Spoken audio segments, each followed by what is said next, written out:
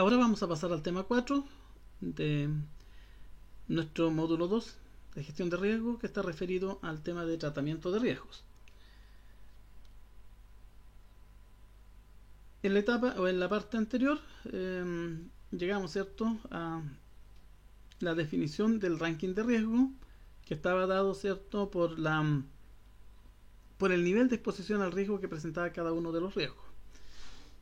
De acuerdo a este ranking, se debe definir un plan de tratamiento y también de monitoreo, desarrollando e implementando estrategias y un plan de acción específico que mantengan el riesgo dentro de los niveles aceptados por la organización. Aquí podemos hacer mención a lo que dijimos anteriormente, en cuanto que las organizaciones, para el cumplimiento de sus objetivos y metas, están dispuestas a aceptar un cierto nivel de riesgo. Por lo tanto, es importante entonces consignar que aun cuando ciertos riesgos van a mantener un valor residual, es decir, hay una parte que no va a ser subsanada completamente, sin embargo la organización está dispuesta a asumir esa parte del riesgo, considerando que los beneficios que va a obtener van a ser mayores que las posibles pérdidas, que las eventuales pérdidas, en función de los objetivos a alcanzar. El CAIG, recogiendo ciertas definiciones del informe COSO 2, ha incorporado, ¿cierto?, como herramientas o estrategias genéricas para el tratamiento de riesgo, 4 estrategias. En primer lugar, tenemos la estrategia que es evitar. Evitar significa salir de las actividades que generan los riesgos cuando esto sea realizable. Ejemplo de ello es prescindir de las actividades de una unidad de negocio, suspender la producción de una línea de servicio o producto, terminar con las actividades de un programa, proyecto o sistema, o decidir no emprender nuevas iniciativas o actividades. Esta estrategia en el sector público es poco viable, considerando que las instituciones tienen un mandato, una visión, una misión, tienen objetivos estratégicos que están planteados ya sea por la norma o por definiciones propias institucionales, y que son difíciles de soslayar, de dejar de lado. Por lo tanto, si bien es cierto, como estrategia se plantea esta, es difícil su implementación en el ámbito de las instituciones del Estado. En segundo lugar, tenemos la estrategia de reducir. Reducir es la estrategia que más se utiliza y que más debe utilizarse, porque en el fondo significa llevar a cabo acciones que permiten reducir la probabilidad o las consecuencias del riesgo, o ambas a la vez, o mejorar la efectividad del control asociado al riesgo. Para ello, tomamos por ejemplo algunas acciones que podrían ser diversificar las ofertas de servicios y productos, establecer límites en la ejecución del presupuesto, establecer procesos de negocio eficaces, aumentar la implicación de la dirección en la toma de decisiones y el seguimiento, reasignar los recursos presupuestarios entre unidades operativas, etc. Esta es la estrategia que más se utiliza y que recurrentemente la vamos a ver en un plan de tratamiento de riesgo. La tercera estrategia genérica es compartir. En este caso, la probabilidad o las consecuencias del riesgo se reducen trasladando o de otro modo compartiendo una parte del riesgo. Esta es una estrategia que también se utiliza con bastante frecuencia en el ámbito de la gestión pública. Como ejemplo de algunas acciones que se pueden tomar utilizando esta estrategia está el adoptar seguros contra pérdidas inesperadas significativas, establecer acuerdos con otras organizaciones gubernamentales o privadas, protegerse contra riesgos utilizando instrumentos del mercado de capital a largo plazo, externalizar procesos de negocio riesgosos, siempre que no correspondan al ejercicio mismo de las facultades. Y por último, distribuir el riesgo mediante acuerdos contractuales con entidades que actúen como clientes, proveedores u otros interesados. Tal como yo les digo, esta es una estrategia que se utiliza bastante en la gestión del Estado. Y por último, tenemos la cuarta estrategia, que es aceptar. Esta estrategia implica que no se emprende ninguna acción que afecte la probabilidad, las consecuencias del riesgo o la efectividad del control asociado al riesgo. Es decir, utilizando esta estrategia genérica, nosotros asumimos el riesgo y para ello podemos provisionar posibles pérdidas, confiar en las compensaciones naturales existentes dentro de una cartera, aceptar el riesgo si se adapta al nivel máximo preestablecido. Podemos asumir el riesgo sabiendo que las recompensas van a ser mayores que las probables pérdidas que podríamos tener en el evento que el riesgo pueda ocurrir.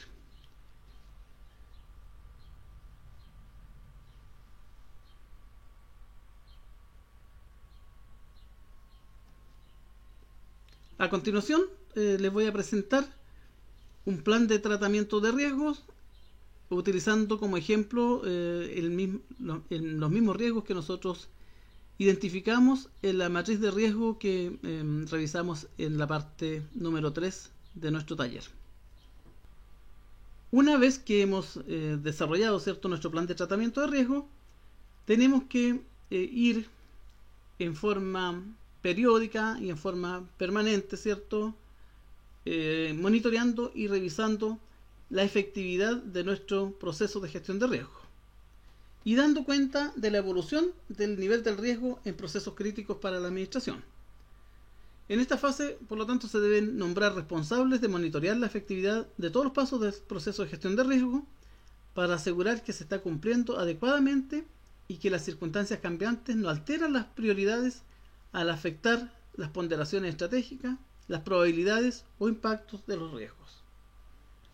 En este cuadro podemos ver un formato básico para informar acerca del monitoreo de la estrategia de tratamiento de riesgo.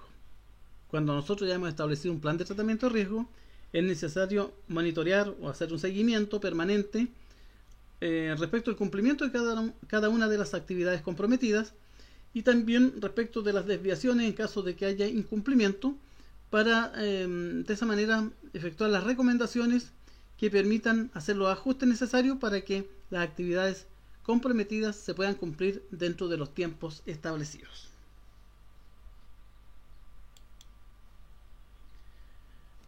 Por último, tenemos la etapa de comunicación y consulta. En esta etapa lo que se hace es definir y utilizar mecanismos para comunicar y consultar con los interesados, ya sea internos o externos, en nuestra gestión de riesgo, a objeto de que las autoridades puedan tomar decisiones oportunas respecto de los riesgos con mayores desviaciones en relación a los niveles aceptados. Esta etapa es conducida y llevada a cabo por el equipo encargado de la gestión de riesgo, con el apoyo de cada uno de quienes participan de alguna manera, ¿cierto?, en las distintas etapas del proceso de gestión de riesgo. Es importante reiterar que el desarrollo de cada una de las fases del proceso de gestión de riesgos es en primer lugar una responsabilidad del jefe superior del servicio o del organismo, pero también es responsabilidad de todos los ejecutivos responsables de cada proceso y en definitiva de todo el personal que labora en la institución. Muchas gracias.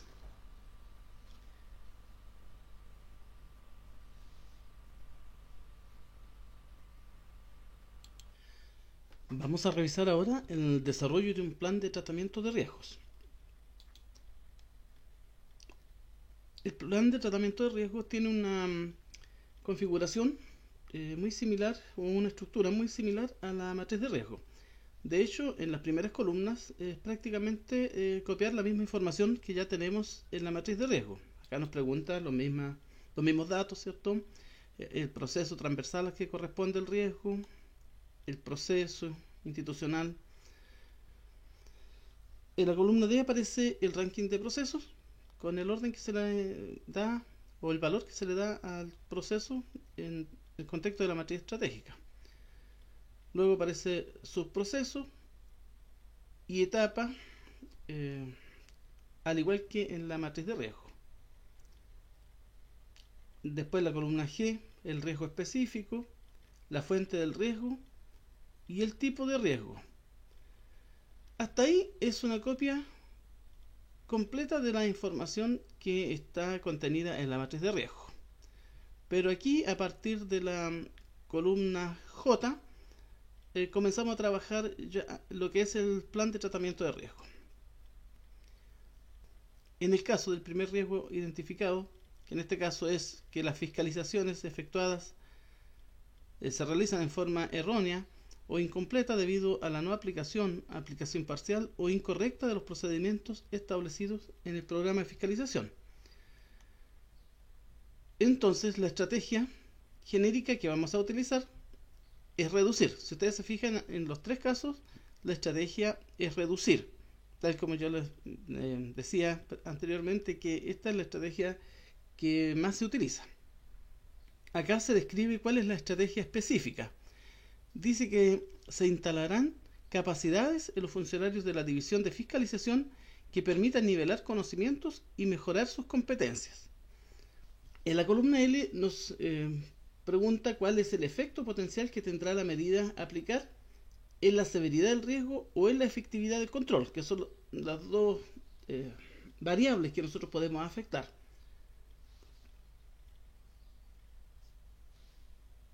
Y en este caso es la disminución de la probabilidad de ocurrencia en la medida que se refuerzan los conocimientos técnicos y de la normativa de los funcionarios de la división de fiscalización. Entonces, ese sería el efecto. Se va a disminuir la probabilidad de que ocurran errores en la aplicación del programa de fiscalización. El responsable de la estrategia es el jefe de división de fiscalización. El plazo es el 31 del 12 del 2006 y acá tenemos que nosotros desarrollar un indicador de logro. El nombre del indicador es porcentaje del personal pertinente de la división de fiscalización que participa del curso Formación de Fiscalizadores del Programa Anual de Capacitación. Y la fórmula de cálculo es número de personal pertinente de la división de fiscalización que participa del curso Formación de Fiscalizadores del Plan Anual de Capacitación, dividido por el número del total de personal pertinente de la división de fiscalización definidos a capacitar en el año. El periodo de medición del indicador es trimestral. La meta es alcanzar un 90% del personal pertinente, del total del personal pertinente a capacitar. Y la evidencia, es decir, cuál es el medio mediante el cual se obtendrá la información para verificar el cumplimiento, es el Plan Anual de Capacitación del año 2016, el registro de asistencia de participantes y los contenidos de la capacitación. Tal como pueden ver, este no es otra cosa que un plan de acción, un plan de trabajo, ¿cierto? Donde se identifican las acciones, las medidas concretas a tomar, los responsables, los plazos y los medios de verificación que permitirán conocer el grado de cumplimiento de la meta establecida.